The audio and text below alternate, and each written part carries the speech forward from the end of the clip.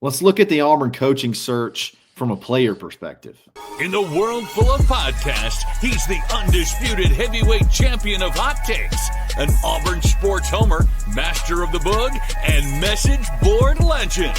Get your buttons buttoned and your hats flattened because the Top Button Podcast is about to kick off, and you don't want to miss your courtside seat. Now, here's your host, Charlie Five. Yes, sir. We're back. It's another episode of the Top Button Podcast. I'm your host, Kyle Rush, a.k.a. Charlie Five, and we're ready to get after it. Happy Thursday. Got my man Reese Dismukes today to talk about, obviously, the Auburn coaching search and the departure of Hugh Freeze and all that good stuff. And I tell you what, we're going to go ahead and jump right into it. Reese, was it time? Did it feel like it was the right move at the right time? Is there an argument for taking it to the end of the season, or had you seen enough? Man, I mean, I don't think that, I mean, no one knows except for the people that are in the building as far as if it was the right time or not. I think, Cohen came out and said it was time. I mean, I feel like they gave him ample opportunities to, to turn it around and whatnot. And for whatever reason, it just didn't work out, So, I mean, I like Coach Durkin, and the energy he brought or brings to the table, and the discipline and, I was impressed with, everything he said, coming out. And, I mean, I've met him once or twice when I've been out there at practice. I mean, he seems like a, real good guy. Yeah. I liked a lot of the stuff he said, obviously in the press conference, and then Cohen as well. I thought Cohen was really tough and really strong. As well. I like that he came out. He's like, look, I'm making this decision. And on the committee. Yeah. I mean, there's no doubt at who's calling the shots, and I mean, you like that, For sure. Or at least I do. Oh, absolutely. Yeah, if it did feel like it felt like to me, obviously, there had to be a move. There had to be a change. You just too much talent. I mean, at least from like the outside looking in. I mean, I know you have some opinions on the offensive line and how they played. Mm-hmm. I wonder, again, that's another situation where I wonder if it's talent so much as it is guidance, because it feels like there's some dudes in there. They just seem like they can't quite come together. Maybe just a small change is all they needed, and hey, we'll see on Saturday. I mean, hell, I feel like we got a good opportunity in Vanderbilt. I mean, we played with the best teams in the country. It's just, putting a game together and having a solid plan, so look for, all we can do is root on the guys that are there now and support them as best as possible. And on the bright side, you never know what's coming next. I mean, I think back to our change in what it was 2012. They waited to the end of the season. It was kind of, hey, we all know this is coming, right? I mean, like the silent bug in the room, and really, as a player, you have no idea what's going on. You just hear rumors and this and that. But I mean, it looks like they've come out, they've made a decision, and in this day and age, I mean, Auburn is one of the top jobs in the country, if you ask me. I mean, looking at the SEC. The window is getting tighter and tighter. It used to be, I think it's how many teams have won the SEC in the last 60 years? Only like 4 or 5 programs have won the SEC championship. There's not many. Yeah, I mean, and Auburn's got, I think, 2 of those, or maybe even more, but Auburn is one of those. We won 7 just this offseason. No, in football, I mean, That's what I'm talking about. We won 7 football natties this offseason, so it was crazy. Well, I don't even know what the hell that is, but I mean, Auburn is a good place, a good job. It seems like, I mean, from an athletic director, Cohen, I mean, he seems like, hey, we're willing to give you whatever you need, and that's positive to see. And it seems like there's a lot of energy around the program, and the talent is there. And maybe it's just a little change of pace that's needed. Yeah, Durkin said 2 things to me that kind of reflect what you're talking about. Number one, he said, It's not so much of when people ask him if there were going to be a lot of changes, and he's like, I don't know that necessarily it's all the ways that you got to change everything. It may just be to change the way you do things, Yeah. and whether that's the discipline part you're talking about, attention to detail, whatever. And then he was asked, "Do you think there's untapped talent on the roster, or like there's enough talent that's just not being 100% tapped into?" And he just point blank said, "Yeah." Like there wasn't even really much explanation after that. So I didn't notice anything much different as far as structure goes on Tuesday when I was at practice, but he did come out and say he's rolling with Ashton Daniels, and That's what Durkin said. they're gonna roll with Ashton Daniels, and he feels like that he gives them the best chance to win, and I think that's a little bit refreshing. Instead of dancing around it, he just kind of point blank said it on Wednesday. So Yeah, I mean, he doesn't look like he's a BS type guy, you know. I mean, you kind of know what you're gonna get. yeah, you touched on it earlier from a player perspective. Okay, from a player point of view, you mentioned that you guys was a little bit different because it went to the end of the year. But like, Hmm. was there a point in the season that y'all just knew this ain't gonna end good? Was there a point where you were like, oh boy, this is gonna go downhill fast? Well, I don't know. I mean, we went and tried to win every game. I mean, Sure. there was a couple of close ones, you know. I mean, I think at Mississippi State I think Kyle Frazier threw like 5 interceptions, and it was just Yeah. like holy crap. And then it was just a whirlwind from there, really. I mean, I don't know that we ever. I can't remember that well. I think his dad I got in a mean, fight after that game, yeah, I think somebody punched his dad on the which coming is down not good. Which is not the. good. God, that's bad. But Yeah, God bless him. Kyle was a good dude. he was. But I think he ended up transferring late in his career after he moved to receiver. But I think hell, he I even think put I think him and Jackson Arnold the same what Gatorade player of the year. they were. But anyways, yeah, I mean the our thing, it was after the season. I mean, as a player, you really have no idea what You was know, going on. I think so you don't hear I mean, obviously you hear rumors, but like at what point were you notified? I'm very curious about how that situation goes because backtrack a little bit on Sunday.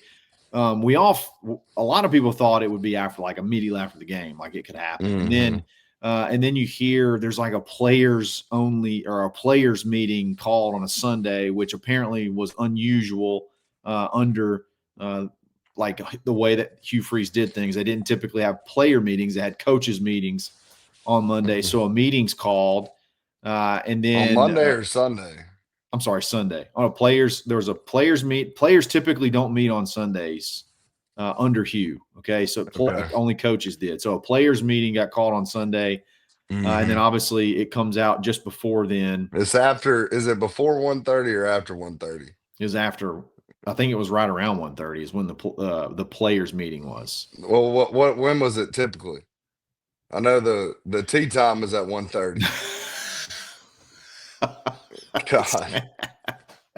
Well, that's why they didn't have players meetings because the coaches Yeah. came in and got their Well, stuff when was the done. coaches meeting typically? Like in the morning I or think like the at night? coaches meetings were typically at 12:30, and they were told Yeah. to meet a little bit earlier on Sunday, and then the players meeting was called. So I guess what I'm saying is when that players meeting is called, do y'all already know or like Probably. I would think probably they know something's up. I mean, I want to think back to ours. I mean, it was after the Bama game. I mean, I think they might have escorted Chiswick out of the locker room. You know, I can't even remember exactly, but I think we came in on Sundays and did treatment and meetings, and I can't remember exactly, but I think it was Jay Jacobs at that time as athletic director. yeah. I can't remember if he spoke to us after the game or I mean, I think Chiswick told us after the Bama game that night. I mean, he was like, "Look, guys, it's probably it for me," or something like that. I mean, I can't remember exactly. But But he did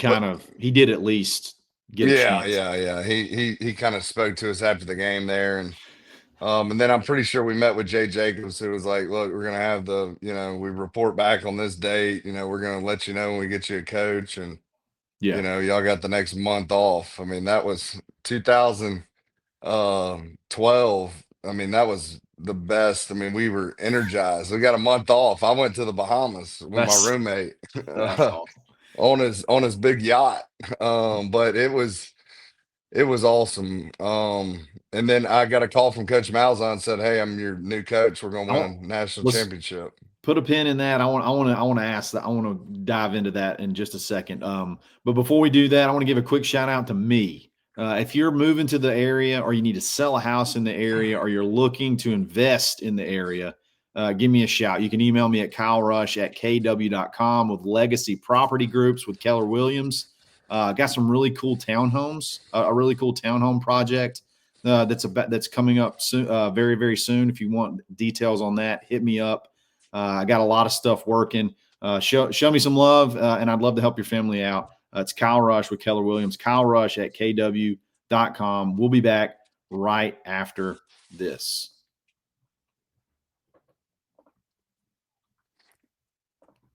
All right, so we talked about when the coaching change, when the firings happened. I want to talk about the hire. Okay, so you said I don't remember the exact date when Gus was hired, but like you said I just got a phone call one day, and it was Gus Yeah, I think it was Malzahn. like around Christmas time. Yeah, There in December because we were back in Palm Beach at Patrick Miller's house, down there on Palm Beach Island. But we yeah, I mean, I got a call from Coach Malzahn. Was like, "Hey, look, I'm the next coach." I can't remember if I was notified before that. See, I didn't even have service that good of service in the Bahamas that yeah. well. At It the says he was hired time, on December 4th, so that was 4th. the very Okay, beginning of December. So I'm sure he yeah. called you a little bit before that.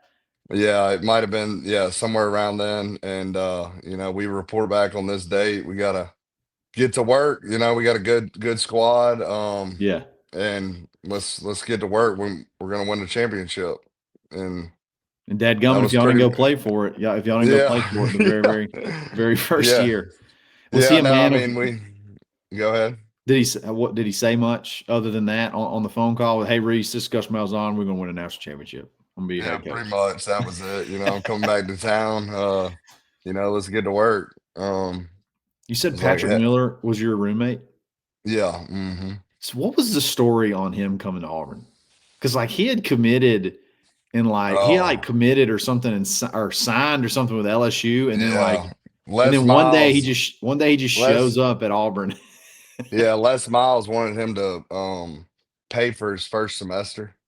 Ah, Yeah, because I mean they went down to his beach, and I mean Patrick's family was really well off, and yeah. I think his dad took him down there and showed him his boat, and then when he showed up to campus early, they wanted him to pay, and then hell he called me and Coach Grimes called me and was like, "Hey, Patrick's coming to Auburn. They tried to make him pay, and hell, he enrolled early the next December, and Yeah. I was his host. He was about the only player they ever let me host. They were like, "We got just the guy for you. Uh, you will fit right in with him." Yeah, there may have been some other hosting stories that we can talk about at No, a we're not. later date. I wasn't a host after him. Yeah. I do. I remember that. And I know we just sidebarred a little bit, but I do remember that. And I just very, very curious on that wild story. So, Reese, all But right. hell, we So, didn't know if it was going to be Kirby or Malzahn. I think it was between Kirby and Malzahn at that point in time.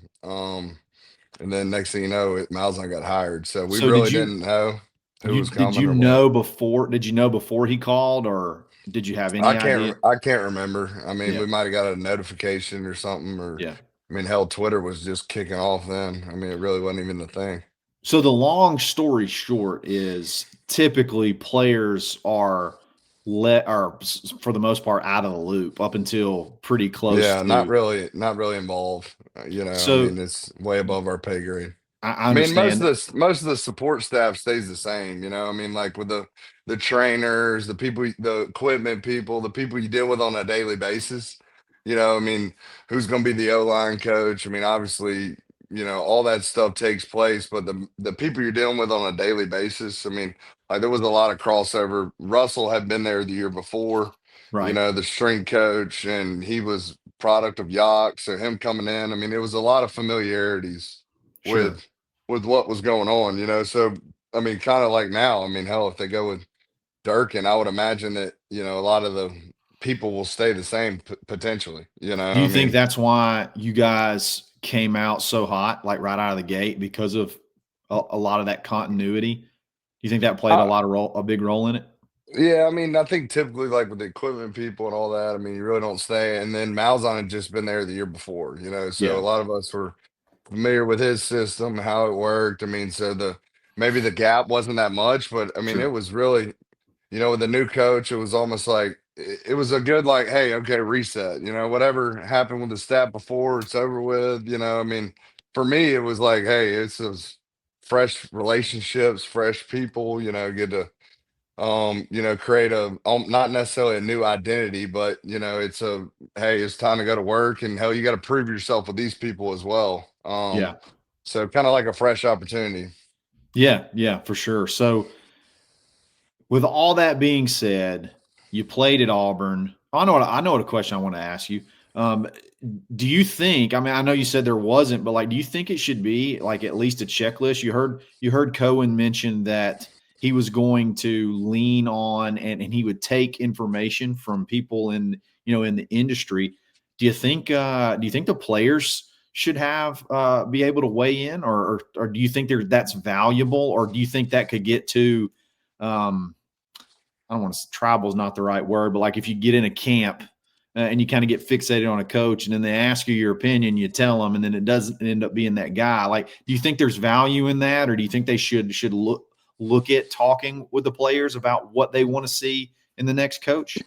Maybe asking a player's opinion of a certain individual they may have a relationship with, but Yeah, yeah, um, I don't think the players really know what they need. I yeah, mean, but it's a player is almost like a child. I mean, they need to buy into what the yeah, whatever the coach is saying. They need to do it to their best ability. Buy into the standard, the foundation, and run with it and execute the coach's plan. So sure. I mean, I think, hey, what is this person like? Just from a relationship standpoint.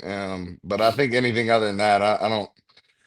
Uh, There's professionals that do this stuff. for sure, for sure. So you played at Auburn. Obviously, you played. You may still hold the record for the most games played. I'm not 100% sure if that's No, no, COVID got me. COVID. Yeah, COVID took you down. And plus, I think Zimba had a couple more than me, anyways. Yeah. Well, you played a ton of games for Auburn. You've gone through coaching changes. You've 50, played 50. 50 games. You won an SEC championship. You've been at the top and you've been at the bottom Hmm. in 4 years, which is wild. So what do you've looked at Auburn over the last, I guess, 12 years since 2013, since the last time Auburn's had an SEC championship. What does Auburn need? What kind of guy does Auburn need? It can be a person, or it can just be an idea, a foundation. Like, what is it? What does Auburn need in this next coaching hour? Because I feel like it's a pretty critical juncture. What does Auburn need to take this talent that's been assembled, retain that talent as much as possible, and then create a culture of winning? Like, what does Auburn need? Well, I think, really what does any team need, in this day and age? I mean, I think right now, um, if you look at the power four and you look at the differential between the high and the low, I think it's gotten closer, Sure, where the games come down to, like, I was talking to Kozan the other night, and we were talking kind of similar question to here, and he was referring to, if you look at the games like over the last certain years, like when we played, it was like if you look at the teams that have won the SEC, the best and the worst, and you look at the point differential, and it used to be like 14 points. yeah, And now today it's like 9. And then if you take out the slappies that just get blown out, it's like 7. Okay. yeah, So these games are coming down to one play, really. So I mean, I think it's any coach, any team is looking for, in this day and age. He made a good point. He said, look, you with as narrow as the gap is, you got to have someone who eats, sleeps, breathes, winning. Right. What is it going to take to win? What is it going to take to get better in all facets of the game? And then the attention to detail, discipline, like tucking your shirt in, whatever it is, like the Saban, the Kirby, like it's coming down to those one play. I mean, hey, did we not get this penalty? Or hey, did we do this? Did we do that? I mean, it's literally all the little things and the discipline. So I mean, I think someone who's attention to detail and Yes. willingness to win, and then next thing is discipline, and gonna demand that discipline from the players, and create that standard to where, hey, here's how it's going to be, and you're either on it or you're not. I mean, the as much as we have to pay people, I feel like you can build that, with our NIL and everything that we're doing at Auburn. Okay, come here, you get the best of the best, and we're gonna win. I mean, we're gonna win, and this is the standard. This is how it's gonna play. And if not, I mean, you have just the ultimate competition. I mean, Yeah. there has to be competition, and there has to be discipline, and the best guy plays. I mean, I think that's the recipe for it. But I mean, who is that? Yeah, Who that's the knows? $1,000,000 question. That's the $1,000,000 question. Is that guy on the short list of some of the names that have been thrown out there, or do you think a couple of the guys kind of fit that description better than others? That may be a tough question to answer. Yeah, yeah. I mean, I mean, who knows? I mean, at this point, hopefully it's Durkin, right? I mean, he's already Yeah, there. I mean, I think that would be good. I mean, I don't know, whoever it is, hopefully we'll just all support them. And that's a you big hate it. It's a big change. I mean, someone getting let go. I mean, there's a lot of people involved. I was talking to the guy that helps us get tickets, with the former players, and it's like nobody's safe yeah. until the new guy comes in and makes the decision, or whoever it is. So you just pray for those people and those families, and Yeah, got several of them. I mean, yeah, got I some mean, in my hell, I'm Sunday friends school with, class at church yeah, that Will. I mean, he, yeah, he loves it there. I mean, it's just you hate it for Coach Freeze, but I mean, Cohen made a decision, and he's the committee, and we got to support whatever that is. I mean, and no one really knows what's going on in there, but him, really. yeah, And maybe the board, who's or whoever he's taking references from, but or whoever's hopefully we signing can beat checks. Vandy. Yeah, yeah. Yeah, that's the thing, man. I mean, I guess the most ideal scenario would be to go win this weekend, win against Mercer, and then play Alabama as tough as you can, and then let the chips fall where they may. And if that's Durkin, that's fantastic. And if there's any way for him to stay under some new guidance, I think that's probably a long shot. That would be awesome as well. Or hey, if there's a guy out there that you think can do everything that you're looking for and can create that culture, then so be it, and let's bring him in and let's get after it. Man, I appreciate your perspective. I think it's funny how you've lived through almost everything that these guys have gone through this season. And I think it's a big difference than just being on an awesome team that all you do is win. I'm sure that's a lot of fun, but you go through a lot of life experiences in a very short amount of time, and I think that's Yeah, football makes you grow up quick. I mean, no especially doubt. when you deal with situations like this. I mean, it's about you and the man in the mirror, the man upstairs. I mean, you just got to have faith, and you got to show up and go to work. I mean, really, that's all you Exactly. can do. I mean, just go out there and do the best you can for yourself, your school, and the guy next to you. I mean, That's it's just invaluable. Reese, my man, I really appreciate you. Thanks for jumping on with us, guys. Let me know what you think in the comments. Let me know who's on your wish list, or what's the key thing you're looking for in Auburn's next head coach. We'll be back again soon. It's another episode of the Top Button Podcast. Stay buttoned. Thanks for listening, and drive home safely.